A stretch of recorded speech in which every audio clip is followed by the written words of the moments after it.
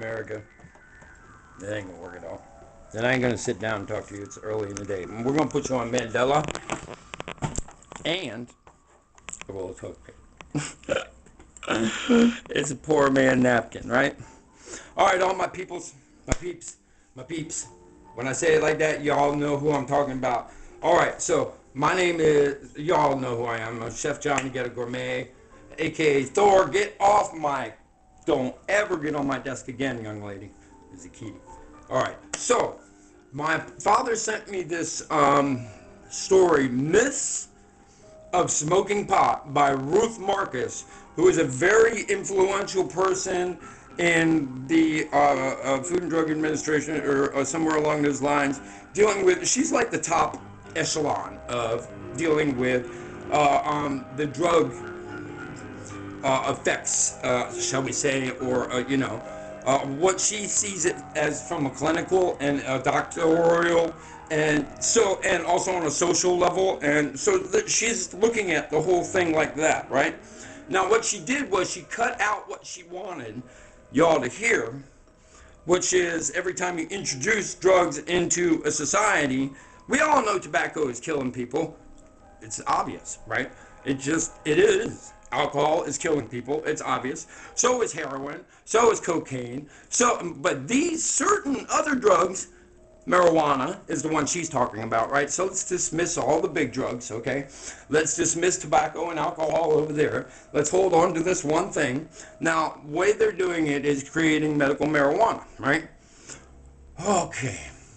So people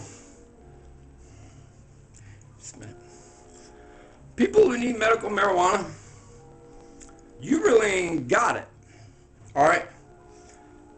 Those of us who really need it, those of us who have like symptoms as powerful as me, or as a little girl who has seizures, or people who have cancer, people who are in, look, it kicks the butt out of pain, all right? So then it starts becoming legal because people are like, oh, it's just weed, no big deal. All right, so your legitimacy in saying that drugs on a societal basis is not good.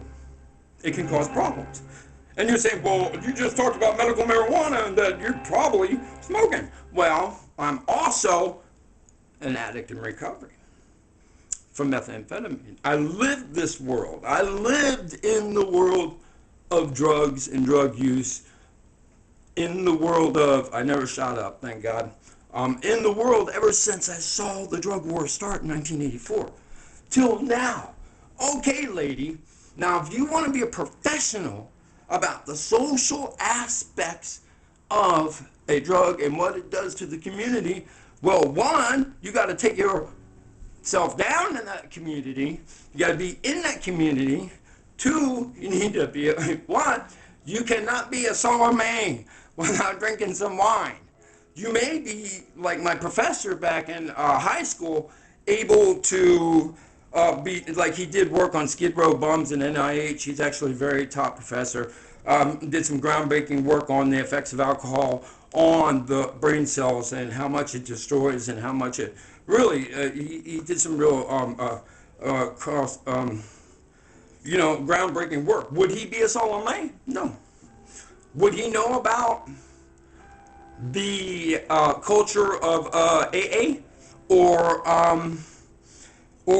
living with alcoholics or anybody from Al-Anon? No. Has he read the book by Bill? No. Aha. But he knows his science really, really well when it came to what alcohol was doing on a basic level. That he was doing cutting edge stuff back in the early 80s, and he was my high school teacher at Montgomery Blair. Yeah, I'm a hometown boy, look out. All right? I'm trying to come at you with all the truth. The whole thing in a nutball, right? Okay.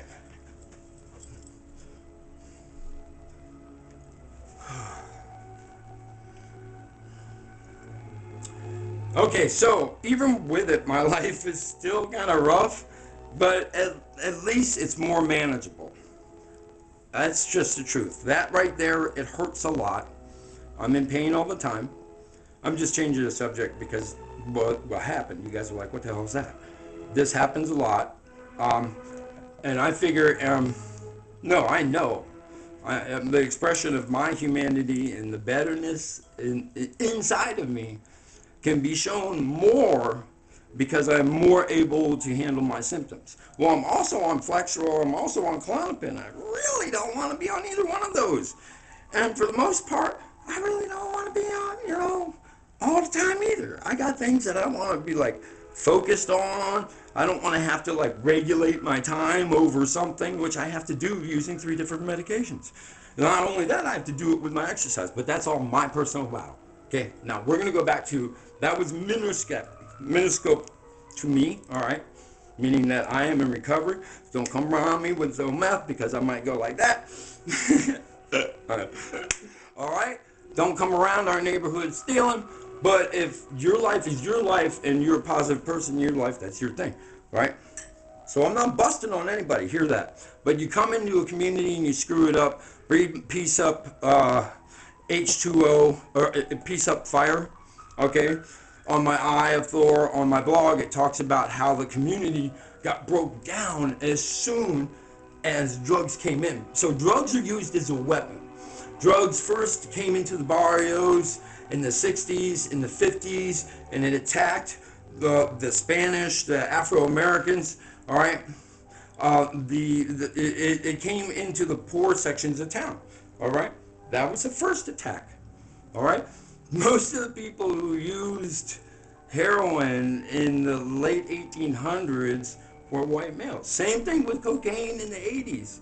It's just, but they don't get caught because they got all this money. But it's all down to minorities. Used as a weapon. It's a pretty good one. Now, I would like to say these words are smart enough to come out of me, but I had to take a class on this. And I took a class from a very intelligent man who's a counselor, as well as he got like a professor brain on him. And he'd been around it, you know what I mean? He grew up with it. He told me, yeah, man, back in the day, he tried to get that groove, but now he's clean. He's a counselor. He's an instructor. And he started showing us the big picture, man. He said, look, what happens to a society if you introduce these different things? So she's right on the line. Drugs introduced into a society will cause a major, major problem. So how do you fix that problem? Well, the problem is, as soon as you get drugs, then people start acting a little weird, and then they get stuck in a dysfunction, because I've talked to all of you about this, an addict before, because it's all in Peace Up Dragon, which, another one of my writings, I talk about the social impact of drugs, the different aspects of it, the different type of drugs, the different realities that I've seen all through my Peace Up work, okay? You can't just keep doing the same thing you did for 30 years. That's running into a wall. Lady, you're telling what I wrote on my blog and to my dad because he gave it to me. And I'm like, look, what you're saying is when those cops beat the hell out of me and cut my head open because I stood on my rights not to be illegally searched. Well, these 2 white cops didn't want to hear it in the middle of the night back in the day. You know what I mean? Back out in the Valentines. And they thought, do you know what it is to suffer, lady? Or anybody in your family been caught up in the drug game or alcoholism or anything, and you suffered in heart because of them? Okay? That's one way of suffering. I'm sure my family suffered when I went through this beating. My son suffered because his mother tripped out because it was 10 days before the baby was born. But I thought he was being born that night. Gee, maybe that was why I was in a hurry. Nothing to do with the fact that I had weed in my pocket. But they almost beat me to death. Covered the head, the back, the arms. Read my story. That one's called Peace and Words of Peace and Hate was original title. It's now called Brutal Beating by John Delbora and E. Green in 7 Locks, Gaithersburg. It's early. I'm holding in one spot. It's not easy for me to talk like this. I want my books behind me a little bit so you guys know. Look, I'm not just talking from my neck. I got a degree. Degree says one thing, but what you study, the hippie generation, that's fine. What you study while you're there, you know what I mean? what I studied was I had to fix my brain. I was a meth addict. I studied the social impacts of drugs against community, and then I started saying, how do we get through this? Well, if you're in Peru and you can buy cocaine at $7 a gram, really? Yeah. You're going to have a little bit of a using problem in your population. A little bit. You can't lock up everybody. So you work on prevention and treatment. They just skip the whole prosecution. All right? At some point, we got to get to some form of that. But this is the end game. This is where we're going. Okay? You take all this money that's going, it's going out of the country right now. It's going underground. Some of it's making it back into America. But a lot of it's going out here and there, and it's going crazy. We start putting a little bit of a grip on this. We let these people who are doing it come above ground so they can start instantly within their generation to make sure that their kids aren't all wrapped up into it and can go to college. Like my generation, like all my brothers and sisters had the opportunity to do. I'm the black sheep of the whole family. But still, I came and I paid my dues, you know what I mean? So I know what I'm talking about. All right? So, we need to take that generation, allow them to look at their situation and say, okay, we can run this as a business, and it doesn't have to be an addiction thing in our life or in our children's lives. 1. 2, immediately start taking the money that we're taxing these programs for should immediately go into prevention programs. Prevention programs is we open up the ability of the child to learn. Google's doing it. That's why he asked for Google for Doodle. He wants to see the greatest minds are working at 5 to 7 years old. Your brain is working as fast as possible, 5 to 9, man. That's why he does that. So, oh boy. Okay, keep moving. All right. I got a little off there. All right. So the second part is that we take it and we put it directly into these different programs where we get kids in all kinds of games, chess and science clubs and math clubs, and and get all the children involved in something, somehow, some way. There's so much money that's going to fly.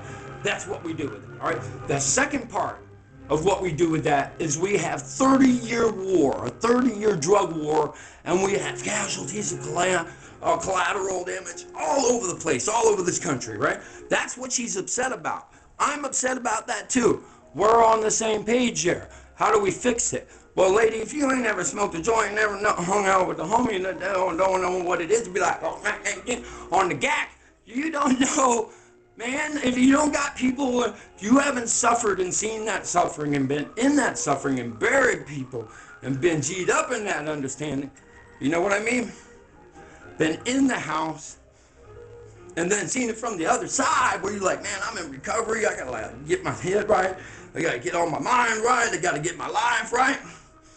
And then you get hit and you're sick and you're like, dang it. Then you got to go back over here, but that's all personal with me.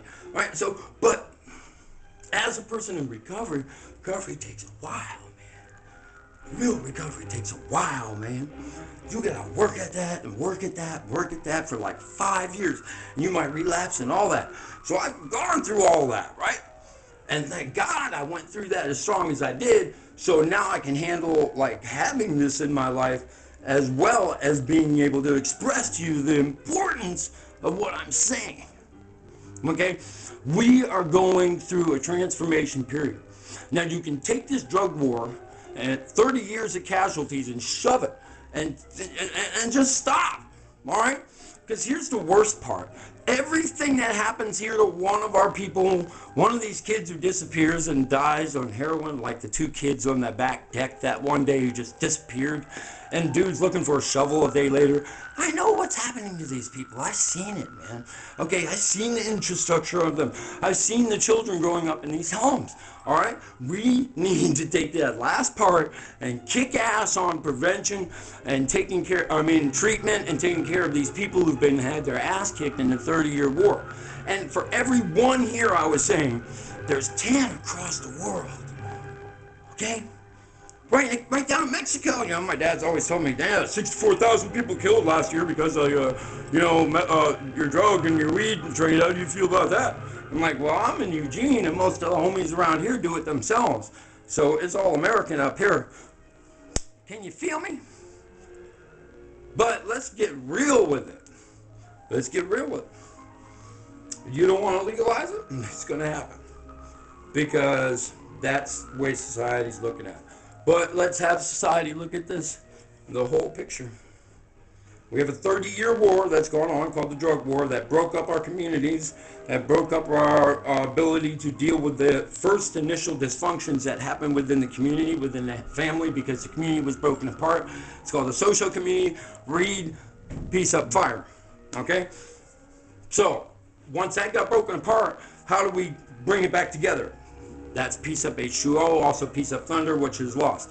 Nonetheless, we go forward, we go to Peace Up Dragon, where we have the fourth part, or the third part in a four-part movement of nonviolence. First part is to acknowledge that it's there, drug war. Second part is to have discussion about it. Third part is to have the purification of all those who are going to be the warriors or the walkers in the struggle. These are not my words. These are the words of Martin Luther King from Birmingham jail. All right? Look, and the fourth part is action. So what you see before you is Thor in action. Do you understand where I'm coming with this attraction? Man, I'm giving you the whole story. All right? I'm not mixing and mincing. I'm telling you what we're going to go through. We screwed up for 30 years. We made cops the number one show. Did anybody recognize that cops and the drug war started at the same time? They were like coordinated to bump off at the end of 1984. I was there, I saw it. Everything is like, dude. If you see it from both sides, and then you can be like, oh yeah, because I go home and sit around my white family and know all the right people. And like, my dad's never smoked. My mom's probably, my stepmom's never smoked. My mom's in recovery. My adopted mom for 25 years. So we recognize, we understand. There is a certain things that are out there that some people don't experience. If you don't know, you don't know. If you know, you know. All right? So, where are we going to go with this? Well, NA is a pretty good program, but we need to get a little more powerful there, so we need some more real influx of prevention and treatment.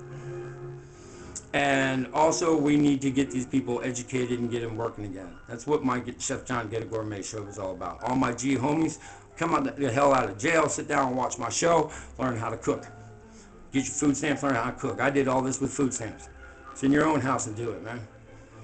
But, Ruth, I understand you're a scientist and all I hold is an AA. Really? I have a certificate as a certified working chef. But what I also have is about 25 years in these psychic wars, man. You know what I mean? And there's another side of me you ain't just seeing, right? There's the eye of Thor. This is my eagle feather. You know what I mean? Grandma would tell you, this is my man. This is my grandson, the master of the house. You know what I mean? And this is how I roll. And these are all the people I've buried just in 1 year. And many of these people are my friends. So I know what I'm talking about, right? I know what I'm saying. I'm not up here just talking neck to talk about let's pro-weed or non-pro-weed. I'm saying look at the whole picture. What is about to happen, okay? What it has happened, and where we need to move forward to. Because it's all about our babies, man. Because do you think these people in these gangster families who've been doing this for years and years want their kids doing this? They all say no. They all say no. They want their kids going to school, living good lives in a good neighborhood, like we got around here, man. Just recently, man, on this street here, very street here, we used to have somebody who was in the game, and they was like thieving and stealing, and there was like a bubble around their house. Nobody go near it, right? And, a neighborhood watch started, and eventually he was gone. And it wasn't because he was using, it was because he was stealing from everybody. And now it's like I watch the kids run up and down my street, and all the neighbors are starting to come out and meet. And yeah, they're drinking some alcohol because, you know, as the Greeks and the Romans say, or used to do, and, you know, the first republic, they used to talk about everything once sober, very important issues, and then they would go and get drunk and they would talk about it again. So don't tell me that, you know, there are social aspects. The social aspects of a community are way, way more important, that we regrow these social aspects, that we put the children on the right path. They help regrow the social life. You know, you got to know your neighbors. It's all got to start now, all right? You can say all this is all terrible, but you need to look at the long and big picture. You need to see one side you've never seen, which I'm just trying to show you a little bit. But unless you go and get a joint and go down and hang out with the homies one day, understand what the heck it is, you know, put all your stuff up and just, you know, and then you're probably not going to really find much of it, because you're not going to turn into an addict of any form. And that's like what these people are. They're living in these worlds that have been going on for 30 years. Okay? You're not going to find out what it is in one day.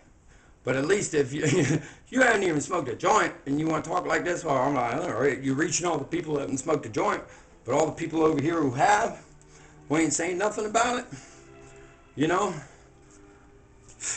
We can break it down to simple silliness like that, right? Who smoked a joint? We didn't smoke a joint. I smoked a joint. I didn't inhale. Look, you know what I mean? Get real with it. Marion Barry got real with it. Why can't you all get real?